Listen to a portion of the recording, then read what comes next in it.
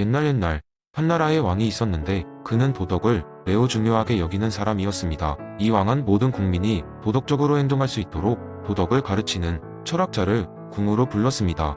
그 철학자는 바로 이마누엘 칸트였습니다. 하지만 칸트는 당대의 사람들로부터 꽤나 어렵다는 평을 받고 있었고, 그래서 사람들은 그의 강연을 들으러 가기보다는 그의 험담을 하는 것을 더 즐기곤 했습니다. 그래서 칸트는 왕에게 이렇게 말했습니다. 폐하, 제가 카테고리적 명령을 설명드리는 대신 이를 통해 교훈을 얻을 수 있는 이야기를 들려드리지요. 그러면 더 많은 사람들이 이해하게 될 것입니다. 칸트는 군중들 앞에서 다음과 같은 이야기를 시작했습니다. 어느 마을에 한 농부가 살고 있었습니다. 이 농부는 자신의 밭을 열심히 가꾸며 정직하게 살아갔습니다. 그런데 어느 날 그가 시장에서 농산물을 팔고 있을 때 한 방문자가 바로 그의 앞에서 지갑을 떨어뜨렸습니다. 그 지갑은 꽤나 두꺼운 것으로 귀중한 물건들이 틀림없이 많이 들어 있었습니다. 주변에 아무도 없는 줄 알고 농부는 잠시 고민에 빠졌습니다. 이걸 그냥 주워도 아무도 모르겠지. 하지만 이걸 내가 가져가면 모든 사람이 지갑을 주워도 되는 세상이 될 거야. 그게 올바른 일일까? 이때 농부에게 카테고리적 명령이 속삭였죠. 내 행위의 원칙이 언제나 보편적 법칙이 될 수 있도록 하라. 그 말에 농부는 깨달음을 얻었습니다. 모두가 주운 지갑을 자기가 가져도 된다고 생각한다면 도대체 누가 안심하고 지갑을 들고 다닐 수 있을까? 그래서 그는 즉시 지갑을 주인에게 돌려주기로 결정했습니다. 왕과 궁중의 사람들은 이 이야기를 듣고 박수를 보냈습니다. 칸트는 마지막으로 이렇게 마무리했습니다. 이 농부의 행동을 통해 우리는 도덕적 행동이 무엇인지 배우게 됩니다. 우리의 행동이 법칙이 되어도 괜찮은지를 항상 스스로에게 물어야 합니다. 그것이 바로 카테고리적 명령입니다.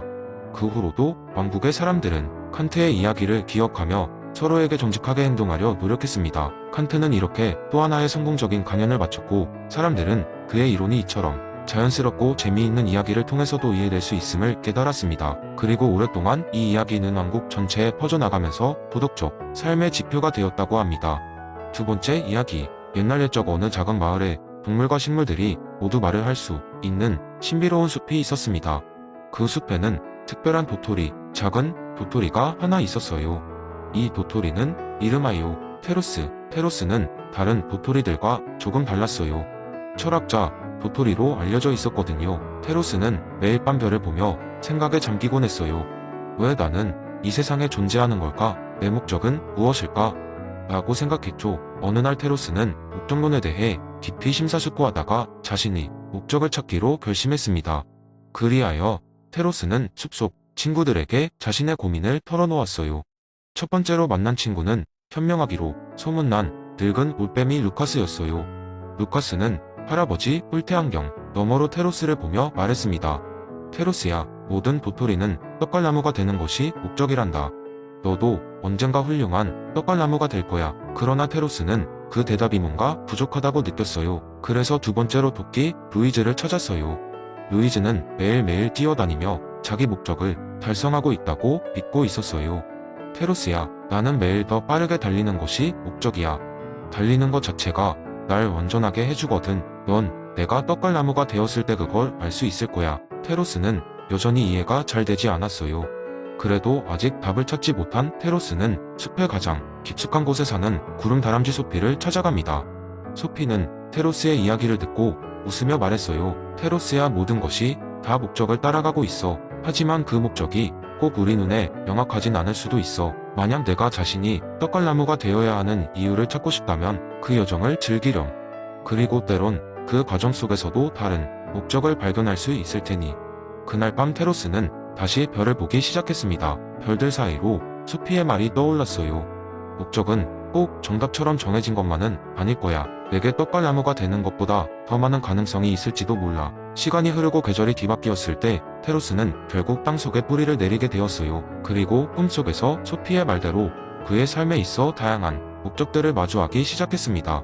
그는 땅속 친구들과 대화하며 그들의 생활을 돕기도 하고 자신의 뿌리 주위에 작은 생태계를 만들어갔어요. 무엇보다도 그는 성장하면서 떡갈나무로서 자신의 형상을 실현해갔죠. 테로스는 결국 자신이 떡갈나무로서 숲의 일원으로 자연스레 자리 잡았을 때 깨달았어요. 목적은 단순히 나를 이끄는 미지의 목표가 아니라 내가 실현하고 채워가며 누리는 모든 것이었구나. 그리하여 그는 나무의 그늘 아래에서 숲의 다른 친구들과 함께 진정한 완전함을 누리게 되었습니다. 그리하여 아리스토텔레스의 목적론이 테로스의 이야기에서 다시 한번 빛을 발하게 되었습니다. 모든 존재는 그 자체의 목적을 가지고 있지만 그 과정 자체도 우리에게 많은 것을 선사한다는 것을 보여주면서 말이에요. 세 번째 이야기. 옛날 옛적 어느 작은 마을에 행복을 나누는 마술사가 살고 있었습니다. 그의 이름은 밀러였고 사람들은 그를 행복의 수호자라 불렀습니다. 밀러는 마법의 힘으로 마을 사람들에게 기쁨과 행복을 줄 수 있는 능력을 가졌습니다. 그는 매일 아침 마을을 돌아다니며 사람들이 필요로 하는 행복을 정확히 찾아내는 데 익숙했습니다. 어느 날 밀러는 마을 광장에서 시민들이 시끌벅적하게 모이는 모습을 보았습니다. 그 중심에는 마을의 두 유명한 인물이 있었습니다. 첫 번째 인물은 밴디라는 남자였고 언제나 모든 일을 숫자와 결과로만 판단하곤 했습니다. 두 번째 인물은 윌리라는 여자였고 그녀는 사람들의 감정과 정신적 성장에 더 많은 가치를 두었습니다. 밴디는 모두가 더 많이 웃기만 하면 그게 최고의 마을이 되는 거야 라고 외치며 모든 사람에게 하루라도 더 많은 시간을 웃게 만드는 것이 목표였습니다. 그러던 중 그는 웃음의 양을 측정할 수 있는 웃음 길이계라는 도구를 발명했습니다. 이 도구는 사람이 웃을 때마다 그 길이를 측정하여 기록해줍니다. 우리는 매일 총 몇 미터의 웃음을 만들어 내는지를 기억하고 그 기록을 깨자고 밴디는 말했다. 그런데 밀리는 이에 대해 다른 생각을 가지고 있었습니다. 그녀는 물론 웃음은 중요하지만 웃음의 질도 중요해. 그냥 웃기만 하는 것으로 충분하지 않아 라고 주장을 펼쳤습니다. 밀리는 마을 사람들이 더 의미 있는 삶의 순간을 가지길 바랐습니다. 그래서 그녀는 마음의 깊이 측정기라는 기계를 발명했습니다. 이것은 사람들이 얼마나 진심으로 행복을 느끼는지를 측정하는 도구였습니다. 결국 두 사람의 논쟁은 마을 전체에 퍼졌고 마을 사람들은 밴디의 양적 행복과 밀리의 질적 행복 중 어느 쪽이 더 중요한지를 두고 의견이 분분했습니다. 마을에 성만큼 찬반양론이 있었고 결국 사람들은 밀러를 찾아가 이유, 문제를 해결해 달라고 부탁했습니다. 밀러는 오랫동안 생각했습니다. 그리고 마을 사람들에게 이렇게 말했습니다.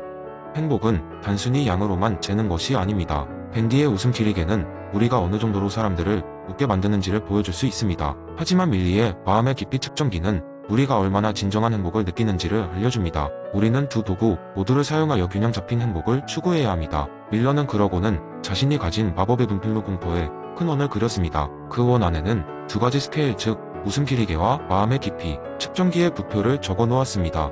모든 마을 사람들이 그 안에 서서 어느 쪽에 가치를 더 두는지를 지표로 삼도록 했습니다. 이로 인해 사람들은 단순히 웃음만을 추구한 것이 아니라 그들이 느끼는 행복의 질에도 집중하게 되었습니다. 그 결과 마을은 어느 날보다 더 밝고 건강한 공동체로 성장했습니다. 사람들은 더 의미 있는 관계를 형성하고 함께 웃고 더 진심 어린 순간을 나누게 되었습니다.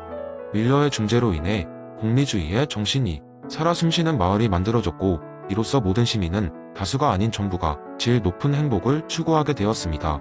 그 이후로도 마을은 항상 매년 특별한 날에 밀러를 기리며 그가 남긴 교훈을 되새겼다고 합니다. 행복의 수호자로서의 밀러라는 이야기는 후세에도 전해졌으며 그의 마법 같은 지혜는 사람들에게 진정한 행복의 의미를 생각하게 하였습니다. 네 번째 이야기. 옛날 그리스의 어느 마을에 소크라테스라는 이름의 농부가 살고 있었다. 그는 평범한 농부였지만 그의 머릿속은 항상 세상의 이치에 대해 끊임없이 질문하는 호기심 천국이었다. 어느 날 소크라테스는 자신의 농장을 거닐며 주변의 자연을 바라보고 있었다. 갑자기 그의 눈길을 끈 것은 햇빛 아래서 반짝이는 여러 개의 다양한 크기와 모양의 돌멩이들이었다. 소크라테스는 잠시 멈춰 돌멩이들을 내려다보았다. 돌들은 각기 다른 색과 크기를 가지고 있었고 그의 손 안에 들어오는 돌멩이는 그 정체가 불분명해 보였다. 만약 이 돌들이 각각 다르다면 이들 모두는 단지 다른 돌로 존재할 뿐인가? 아니면 이 돌들 너머의 돌의 본질, 즉 이라는 완벽한 형태가 존재하는 것인가? 소크라테스는 생각에 잠겼다. 이윽고 소크라테스는 큰 깨달음을 얻었다. 그래. 그는 소리쳤다. 이 돌들은 모두 각자의 불완전한 형태를 가지고 있지만 머릿속에는 완전한 돌의 이데아가 존재하는 게 틀림없어. 농사를 짓는 틈틈이 소크라테스는 다른 마을 사람들에게도 이 놀라운 생각을 이야기하기 시작했다. 어떤 사람들은 그를 이상한 사람으로 바라보았지만 몇몇은 그 이야기 속에서 깊은 통찰을 발견하기도 했다. 마을 여관에서 차를 마시던 어느 날 소크라테스는 한 친구에게 말했다. 세상의 모든 것은 이와 같지 않겠어? 우리가 보는 것은 일부분에 불과하고 그 본질은 보이지 않는 곳에 있는 게 틀림없어. 내 말은 즉 우리가 보는 모든 사물, 모든 경험 또한 하나의 이상적 형태가 존재한다는 것이지. 친구가 궁금해하며 물었다. 그래.